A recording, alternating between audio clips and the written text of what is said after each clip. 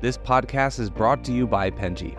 Penji is a creative subscription service that gives you access to pre-vetted, agency-trained creatives from all over the world.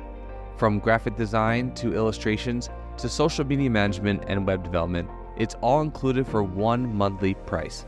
It's time to say goodbye to the hassle of searching for top-notch creative talent. With Penji, you get quality and consistency delivered right to your inbox every day, carefully crafted for you by humans. So meet your new creative team today. Head over to penji.co for more and enter the coupon code located within the podcast show notes.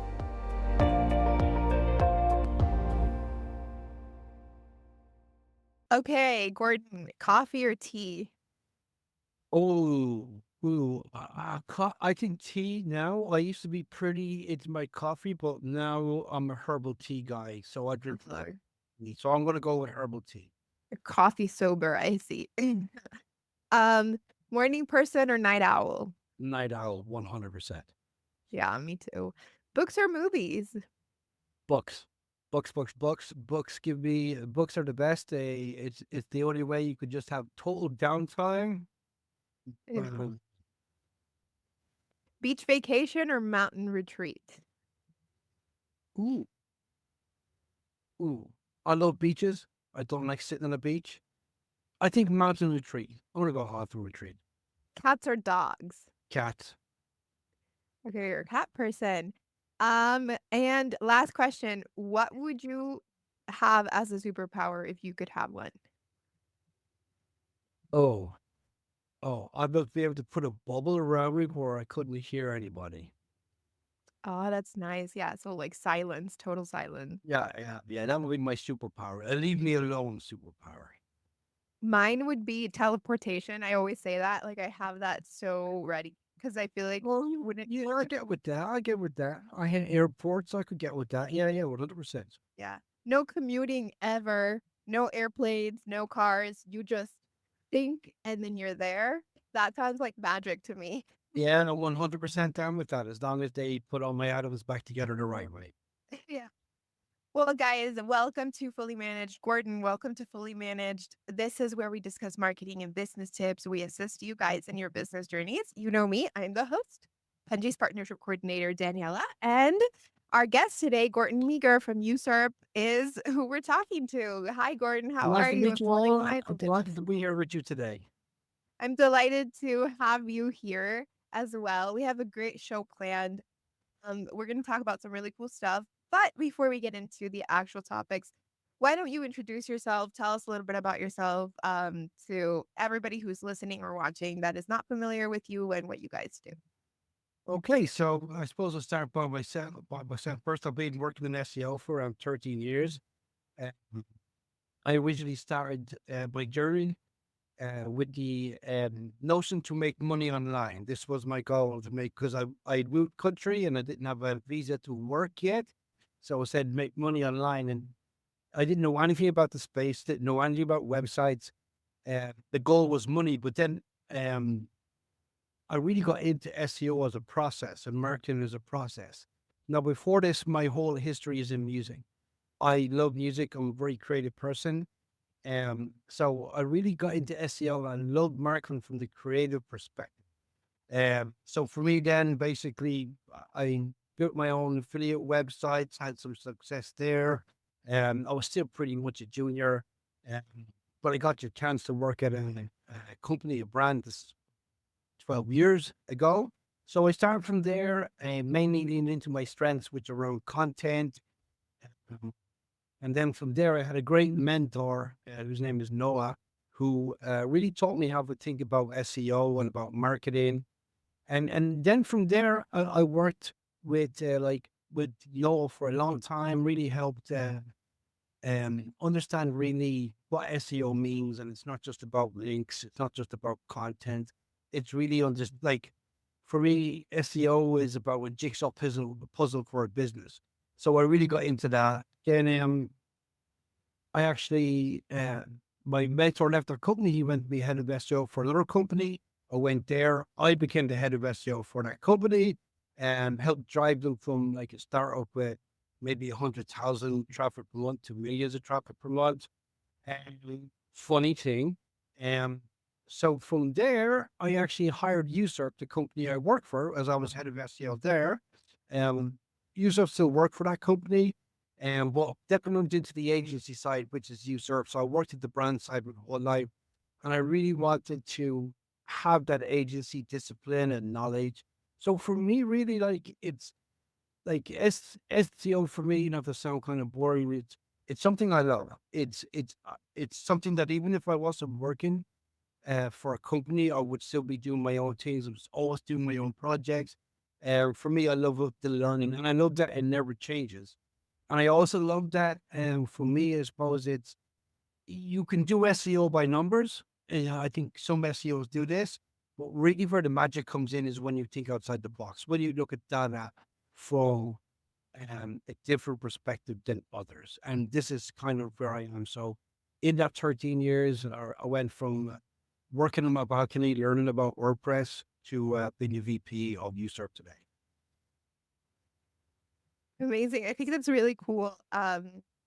Being passionate about something is always going to be something that's going to be the secret to a lot of success. Um, but to talk about today's topic, guys, we're talking about link building. As you see, Gordon knows a lot about SEO. He knows a lot about all of this. So we have a great topic planned with the do's and don'ts of link building in 2025. I think it's such a daunting topic to just even begin to approach it for a lot of people. In general, I think marketing like this, when it comes to a lot of these type of terminologies and things, can be scary for people who are not familiar with it, who only think of traditional marketing methods, for people who are not very tech savvy. So my first question to you is, what exactly is link building? How can you explain that to someone who is so new to this and is trying to kind of understand it? Yeah. So basically, if we're talking about link building, we are talking about Google and how Google originally set up Google was around links. Their algorithm was links. And basically the whole idea of links was that if somebody, um, you've got a blog where you write about, you love cats. We got love cats. We write about cats all day long, right? So, and we're writing a lot of good content. And I've got a e-commerce store that sells pet food or pet products. Okay. Google sees a link from your blog that's about pets to my blog as a vote confidence. It's going, the idea is that no one in reality, without spamming the algorithm, would link to another site unless that site was worthy to link to. And then basically, so Google uses links to validate um, the authority of a site, but also on a deeper level, links make the internet go around. So this is how Google crawls everything. This is how Google understands relationships between content. So basically, it's like I always see that like you can have a store in the middle of the desert, great. Well, if you're not building roads to that store, no one's ever going to see it. And that's what links are. And basically, the our votes of confidence. And even though Google has made massive changes in their algorithm update, links are still as important today as they were when I first started. It's just that Google has learned better, and it's SEO's fault, how to understand when you're building crap links or links are being, but they are basically a vote of confidence. This is how Google sees links. The more links you have to a page that are within a certain criterion will help your page versus a competitor page that doesn't have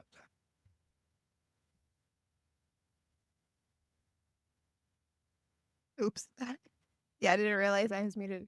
Uh, Do you think that link building strategies are something that every business needs to have in their marketing or SEO?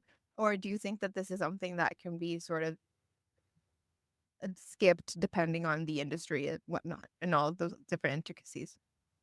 I think that if you want to rank in Google, you have to have backlinks. This is, you know, you can create all the best content, you can have the best UX, you can have all of the best technical, best speed, you can have all of these things. But if you want to move the needle for competitive terms, you need links. And And I hate to say that because, I really want, like, SEO is way more than links, but they are so important because basically, um, some uh, businesses or some content may not need them, but generally speaking, with competitive terms, links are important. But also for brand terms. So, say if I'm a new business starter, I have no link equity, I just have a brand, I can have content, I can have product pages, but links help Google understand what you are as an entity. So basically, even if you're building links back to your homepage without the goal of ranking, without the goal of driving keyword positions, they help Google understand, this is what your business is about. So I think that links are helpful for any business, um, but there depends on the business. We'll probably get into this later. How much you should invest in links, because not everything is equal. Yeah, I think a lot of people's biggest thing when it comes to SEO investment is how much to invest and how much they're going to see in return. Um, I think people don't realize how expensive it actually is to begin to put money into a lot of this, right? For stuff like pay-per-click ads and then SEO, there's a budget that needs to come in. And you need to sort of work that out. But I'm curious to know, since I think like link building, like you said, it kind of was started by Google, but it's been such a long time to, you know, how much it has been developed, how much it has changed, how much it has evolved from how the internet has been evolving. Do you think that people who are currently working with this have any outdated tactics that they are still trying to use, but they're probably maybe outdated, they're ineffective, they're harmful now, that people are still thinking that will work? Yeah, so I don't like, again, I don't feel that like the tactics that are outdated today have been outdated for a long time. So back when I started, you could build links on forums, comment links. These don't work anymore. These are super outdated tactics. Also, building links like, guest posting is still a great tactic if you're starting out as a business. It right? This is still a great tactic, but again, it depends on, um, before you could buy, through Fiverr, 30 links for €50, and they're posted on these crappy websites or crappy pages. Google has got very good at understanding um, bad neighborhoods, bad websites, and before, um, Google would actually give you a penalty based on that. But they stopped doing that. So basically, they don't look at. They will give you a penalty if it's like at scale. But Google, the worst thing is that if you're investing in these type of links, you're actually paying for money for links that don't actually. Google doesn't even look at. And this is what a lot of people do. They invest in links at the start. They're from crappy websites, but they might move DR metrics. They might move Moz metrics like, DA, DR, but they're not actually going to move rankings on your. So I think that when it comes to investment and tactics, yeah, crappy websites that are obviously selling links, forum posts, yeah, you're not going to not working, common posts, not working. But then the other things that do work, like, are really tactics, like, trying to have lots of anchor text or like anything that you can think of that is manipulative to Google. Google probably know that. Now, in saying that, if I'm in the casino niche, it's very different. So in the casino niche, everyone is doing crappy links and from crappy sites, but everybody is doing. So in that context, practices, and I think that's what I want to say, that practices that don't work for one niche might work for another niche. Because if Google was to go, all the casino sites, I'm not ranking any of these because they come from crappy websites. We know these websites are selling links, blah, blah, blah, blah. If Google was to do that, they would surface no casino links within the search. So it really depends on your niche about the tactics you can use. So I think it's like, as you said, it's like, for me, this the same stuff that didn't work 3 years ago was the same stuff that doesn't work today.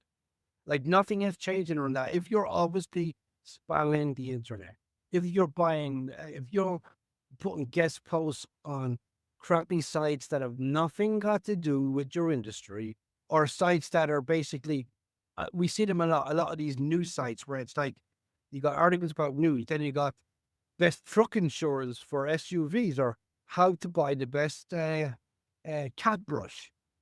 Okay, links of these sites don't work on anymore. So this is really, you want to invest in the places that actually going to drive results. But this has been the case for a long time. I mentioned this a little bit earlier, but I'm curious. Budgeting is really big when it comes to actually having good links. There's a budget that comes to any kind of digital marketing strategy that is not just social media, right? But for small businesses, startups, people who are in those beginning stages, what would you suggest that they do when it comes to having effective link building strategies, good links, et cetera, with restricted budgets?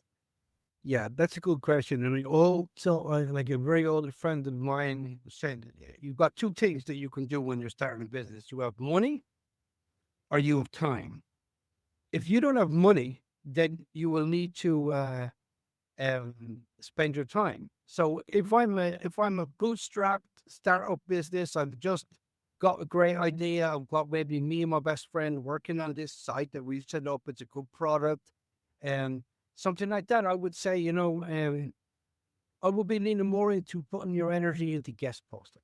It's guest posting is still super valid today when it's done right. So with guest posting, basically you are trying to build your, and again, when you look at this, you're trying to build authority around at the early stage of who you are as an entity.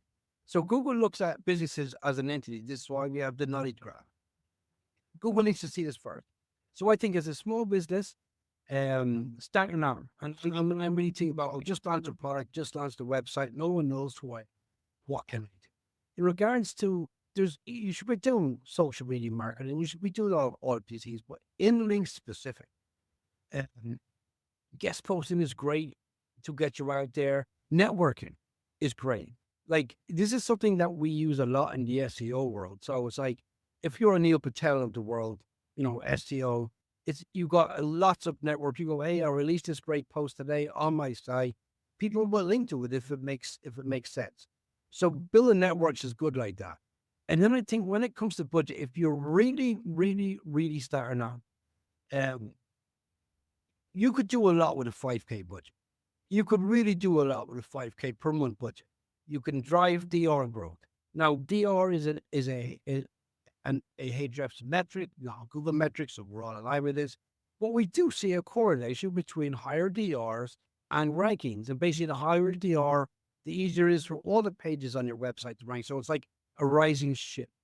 So it's like you could do a 5K budget and actually build that DR, grows your site as a whole. So I think this is the best use of your money, but also if you're going to spend money, being super clear on what you're trying to achieve with the money you're spending. This is the most important thing. If you're a small business and you go, I've got $3,000, $5,000 a month that I can spend for 3 months, what are my goals? What can this actually produce for us? And then you can speak to a company like, we will talk with clients and we'll go, you can't achieve that with this. And maybe there's another way for you to do it. So to go back, new company, do you have time? Start writing some great posts. Start building your network, reaching out to people. Because then when you create content on your site, you go, hey, create this great piece of content.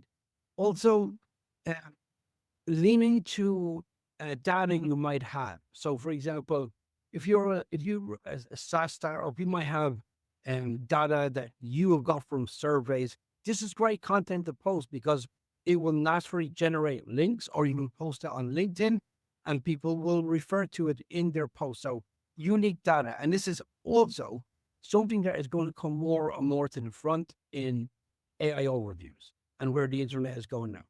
So data, and data does not have to be hard numbers. Data can be stories. That just something that surveys that you have done that are different where you can reach out. And this is basically it. It's like there are no shortcuts to growing a business. Like SEO takes time and there are no shortcuts to it. But the beauty of SEO is that barring Google algorithms is that, if I pay for ads for a keyword or a page, once I stop paying for the ads, that's gone. But once you build up equity, link equity, and that is about authority and these things into your site, your rankings pretty much stay the same. Not stay the same. There will be ups and downs, but it's not just if I stop tomorrow, they're gone. So I think you got money. If you got money, then investing in links where if you're starting to hear a good brand strategy, looking at some good blog posts where you can surface user intent, that's where I would go.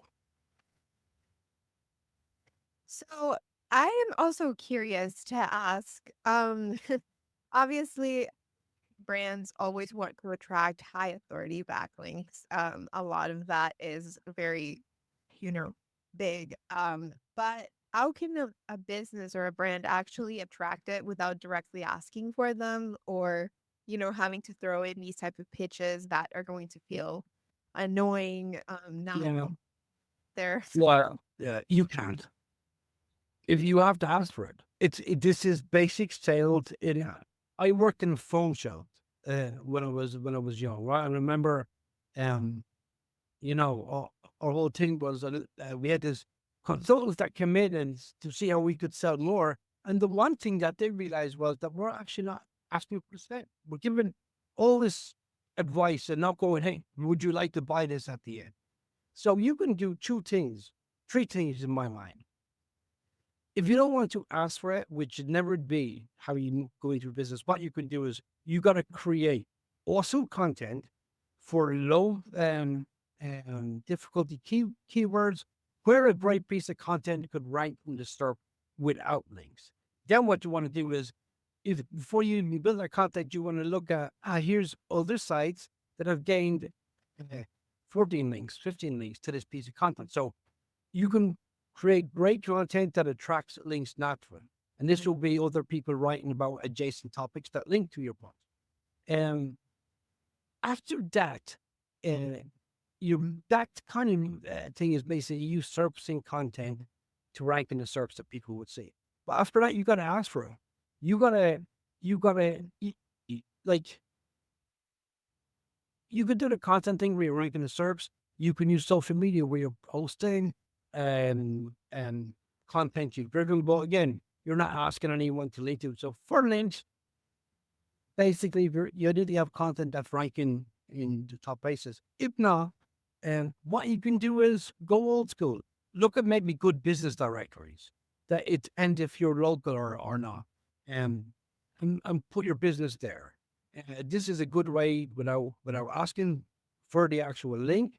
Other than that, I think that anyone that has that needs to build links, they have to have some intentionality to it. It's like I don't being to go to businesses here and you don't have to ask for it, but other than that, you're leaving your whole strategy to the gods. I think that's a lot of times that's probably what's the biggest thing with stuff like this is that it's not just chance, right? There's a lot of strategizing that comes into it, a lot of planning. Something else that I actually am curious to hear about is what you think about AI in all of this, because I know that AI generated backlinks are becoming a thing. Lots of different businesses are thinking about using them. Um, do you think that this is going to be, a viable strategy? Automated link building in general, No, I know has been introduced. never, ever. I think that anything you can automate like that it's going to be crap. Like you can have AI is great with link building workflows, things like that, but actually creating the links to even without AI, we've had tools for years that help us build um, pyramid link building schemes where they build out Web 2.0 platforms and you link back to a thing. I can't think of the tool, but like we were using it 7 years ago. You can't build automatic backlinks because where they've been published, like no reputable website is having a backlink produced on their site that is AI generated. So I would say no to that 100% because basically now we're actually going back to 2010. So it's like a long time coming, this whole thing. I think that's like a huge thing with AI is that people think that it's a new thing. It's been happening. Well, listen, like, I love AI. I'm working with ChatGPT every day and I'm trying to learn more about it. It is a thing and it has purpose. But for building backlinks, if it's like generating backlinks, I haven't seen any kind of real case studies about anything like that. If you can build it, I suppose it's like buying Instagram followers or Instagram likes or any of these things. It's like these are obvious signals. It's a tactic that might show some growth at the end, but like you are basically betting against Google, a multi-billion-dollar company, to say that I can build links through AI that you're going to actually notice. You're not. Absolutely, you're not. And the time you invest in that, you could have written a guest post. You could have written a great piece of content on your site that gets you links naturally. You could have used that time to go, you know what? I'm going to have a good link building, whether it's Userp or something else. Here's a good link building service that have proper checks in place. And I'm going to invest $2,000 in this. That will do you more value than anything else. But the idea of AI link building, we wouldn't. It's never going to be a thing. Well, Gordon, that's very interesting, very valuable information, I think. Thank you so much for telling us all of this. It's a great way to end the podcast on. But before we finish it, I do want to give you the space to promote anything that you want to promote. If anything that we spoke about resonated with our audience, the floor is yours to tell them all about. Well, I suppose let's look at it for a business start. For a business starting, first thing you want to work on is build your social profiles. Depending on your business, some social profiles or some platforms will be better than others. Do that. Then look to building content on your site that is good, that actually provides value to your audience. Don't build content for the sake of it. Build content with intention. I would say that. Then when you get to a stage where you want to scale stuff up, where you go, I feel comfortable with investing some money. Invest it right. And for me, links is a great investment at this stage. If you've done the content, if not, build your content first. Build out that, top of funnel, some mid funnel content, because content at the end of the day is what links are good. But content is what makes you an expert in the eyes of Google. It's also what makes you an expert in the eyes of your audience. It's not, I always go back to Mark Sheridan in he had Pools or Us. People would probably know, but basically this guy, he had a pool business. He basically he built indoor pools. Or outdoor pools, and he had I think about 50,000 in sales per month, but it wasn't really good enough to do him. So he created a website and he answered every question that his audience might have around fiberglass pools. That was it. He went from 50,000 to 1 million sales a month. Simply, it's the concept in SEO of people ask, you answer. This is where that came from. So look at that content then. When you want to kind of scale up, work with a reputable link building agency like Userp, shameless plug, that are actually going to work with you and your budget and give you the best way to move forward. Because lots of link building companies will go, we'll build you X links. That's it. There's no ROI on the other side of that for them. You work the work, you don't. Work with a company that is going to understand your needs as a business. Understand, okay, build your DR, we can do this. You got some good pages here, we could do this. This is your budget, this is what we can do. And work with someone that is going to have quarterly or H2, like half-year terms, deliverables. Like, this is what we expect to see. This is what we can do. And that's it. Because when you get to spend the money, whether you got 20,000 or 2,000, the underlying goal for you should be to drive results. But those results depend on where you are in the business and what you want to do. So this is kind of how we approach SEO here at Userp. Awesome. I will be adding the links to Userp and to your LinkedIn and everything to the description of this video so that people can access them easily and find you guys. Thank you so much for being in the podcast today, Gordon. It was so great to have you. Anytime. I hope it all made sense. I know I can go off on tangents, but I hope it all made sense. No, I think it was very helpful. It's such a difficult topic to understand. And I think you were very good at sort of putting it into words that are easy. So you did great. Thank you so much. I will see you on the next episode. Thank you very much for your time tonight, Daniela. Thank you. You've been listening to Fully Managed, brought to you by Penji. Check out the show notes to learn more about today's guest. And to learn more about Penji, the human-first creative subscription service, head over to penji.co. And by the way, if you're still listening, it would mean the absolute world to us if you were to share this podcast with a friend and, of course, subscribe.